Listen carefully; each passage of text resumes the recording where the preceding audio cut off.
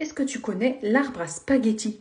Dans ce reportage de l'époque, on peut assister à une cueillette de spaghettis. Cela se déroule dans la région du lac de Lugano en Suisse. Cette année-là, la récolte avait été abondante en raison d'un hiver doux et de la quasi-disparition du charançon du spaghetti. Ce reportage montrait des images, un festival de la récolte traditionnelle du spaghetti et parlait également de l'hybridation d'arbres nécessaires pour obtenir des spaghettis de longueur parfaite. Ce reportage a été diffusé le 1er avril 1957 et bien évidemment, il s'agissait d'un canular fait par la BBC.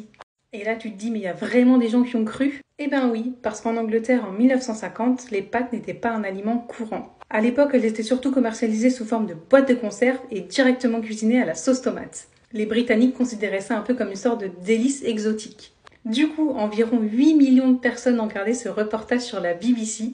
Et le lendemain, plusieurs centaines de téléspectateurs leur téléphonèrent, certains pour s'interroger sur la véracité du reportage, quand même, et d'autres pour demander plus d'informations sur la culture de l'arbre à spaghetti et comment le planter. Ce à quoi la BBC répondait: placez un morceau de spaghetti dans de la sauce tomate et soyez optimiste.